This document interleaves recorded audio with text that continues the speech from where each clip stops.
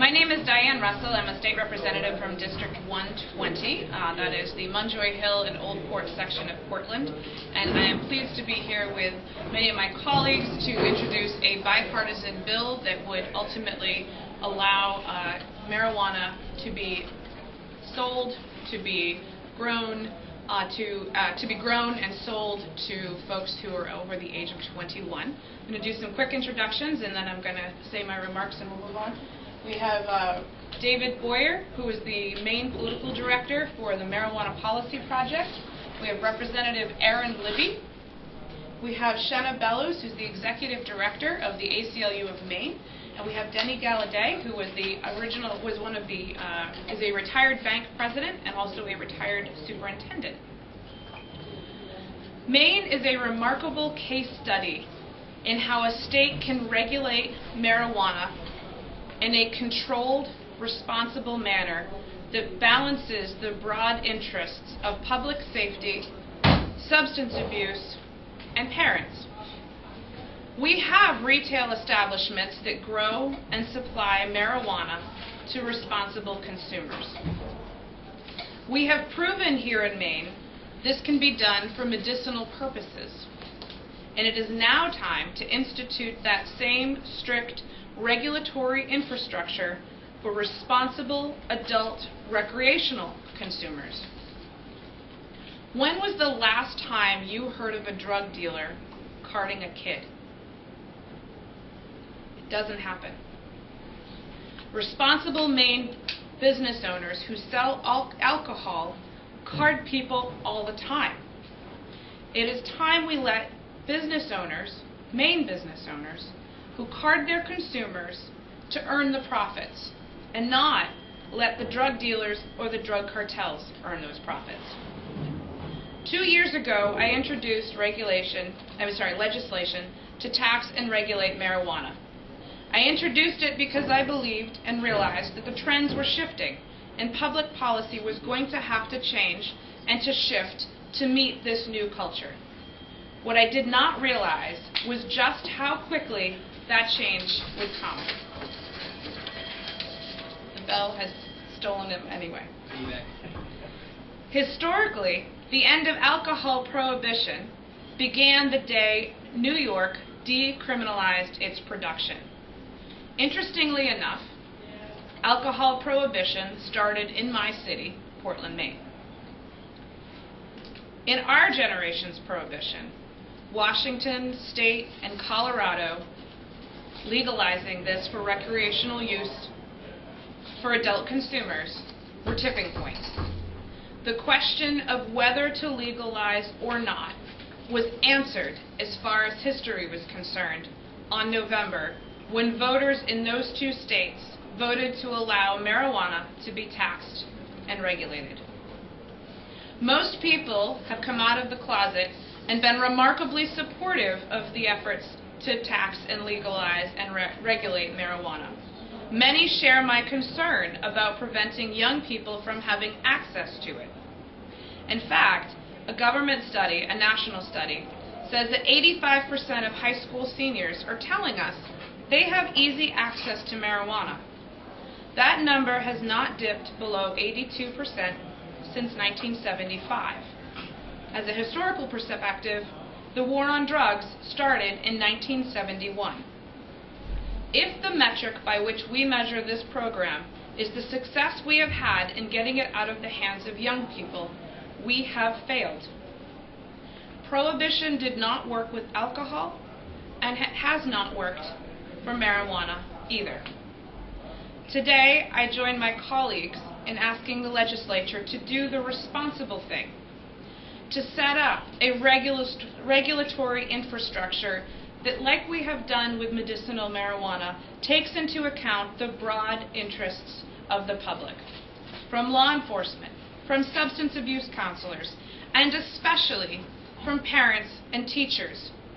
Let us not bury our head in the sands, hoping that this issue will simply go away.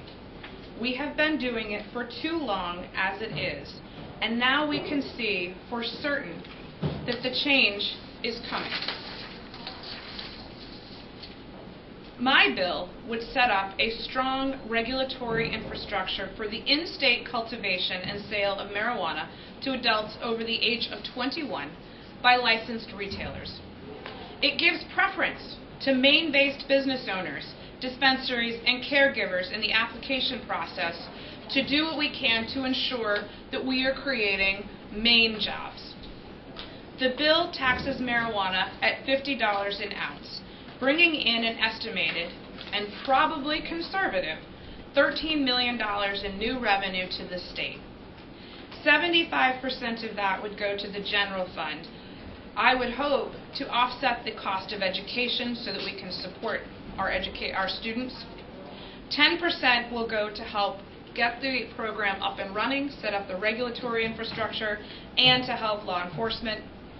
10% of that revenue would go towards substance abuse and prevention, and 5% would be set aside so that we can study the effects of marijuana as well as THC potency.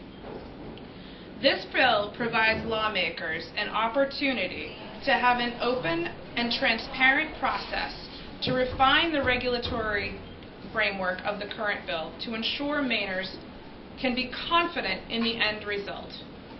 If approved by the legislature and the governor, and this is the most important part, this bill would go to the people in a referendum for ratification. It is absolutely essential that lawmakers do their part to set up the proper regulatory infrastructure, but then we must leave it up to the people to determine their future on this issue. Again, Maine has been a model state in how we regulate medical marijuana. We have been smart. We have been conservative. We have been responsible.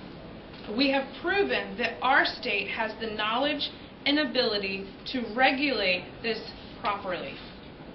Our state motto reminds us, Dirigo, that we must lead. I am asking my colleagues to do just that. And while we do not have a formal co-sponsor list yet at this time, I am pleased to announce that it will be a strong bipartisan bill. This will not be a left bill. This will not be a right bill. It will be precisely a middle ground bill where the left meets the right, and Maine people, in the end, will be better for it. With that, I'd like to introduce Shenna Bellows from the ACLU of Maine. Hello, my name is Shenna Bellows. I'm Executive Director of the ACLU of Maine. We're a statewide organization dedicated to defense of the Bill of Rights and the Constitution for all Mainers. And it is a great pleasure to be here today to support this bill to legalize marijuana in the state of Maine under a regulatory and taxation structure. This bill, legalization, is a safe and smart alternative to marijuana prohibition.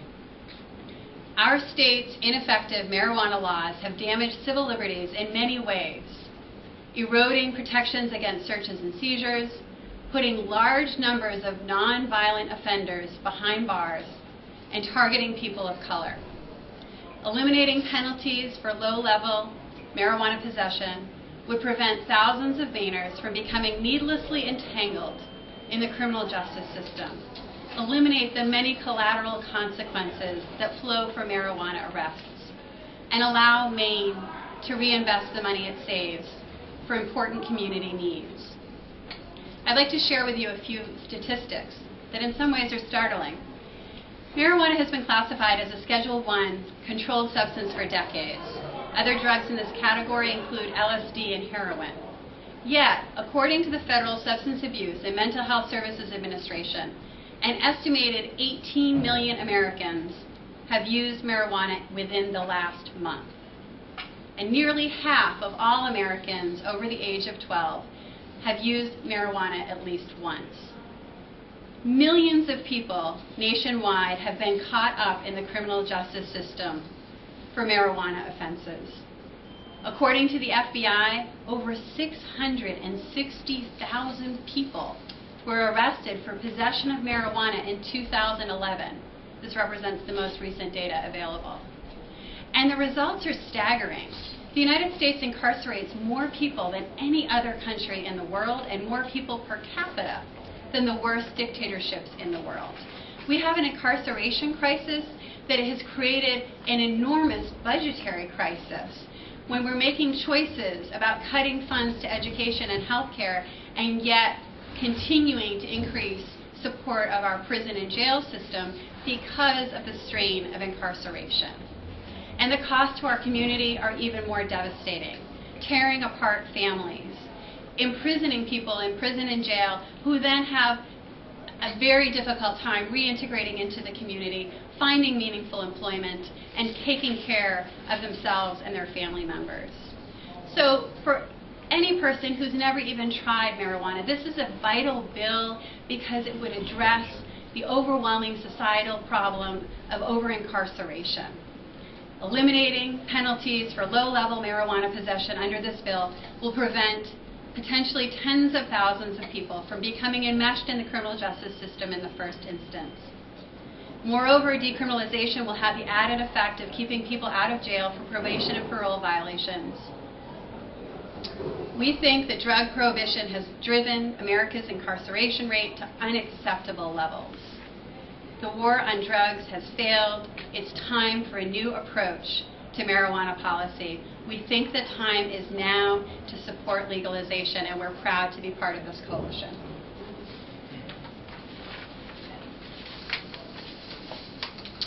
Good afternoon. I'm Denny Gallaudet. I'm here as a private citizen, happy to support Diane in her effort. As she mentioned, I'm a retired school superintendent and a retired bank executive. So I'm going to present my thoughts on this from two perspectives, as an educator and as a businessman. Educators are charged with a heavy responsibility of trying to keep the schools safe. And part of the duty of keeping the schools safe is to make sure that they're smoke-free and alcohol-free and drug-free, so that young people can grow up in a situation where they can learn about pros and cons and the dangers of cigarette use or drug use until they're old enough to hopefully make wise decisions. And I think in my school district and in the company of the chief of police, I think we were able to do a good job about that. But we found then, and it continues to be true now, that while on the one hand, for example, tobacco was being handled in one way and marijuana was being treated as a crime, we were confronted with the anomaly of the fact that our high school kids were smoking marijuana twice the rate of cigarettes. And that's true today. The 2011 survey on Maine Integrated Health, the Maine Integrated Survey on Youth Health, 11th graders are smoking marijuana frequently at the rate of about 25% and cigarettes 16%. So this is clearly a plan that is not working. And not only is it not working, but it's creating the ill effects that we heard about before. Just a little bit about the business case. My own research would indicate that in Maine, this is probably a $250 to $300 million market based on a street price of $15 a gram or a joint. Rand Corporation has estimated that the cost of production would be about 20% or $50 million. So here in Maine, we have $200 million of free cash flow going to the bad guys, organized crime. And we know that they do not do good things with it. So it's really time, I think, to just call it quits on the crime approach, try to bring it into the regulated framework that Diane mentioned, so that cash flow can be diverted to other socially useful services. Thank you.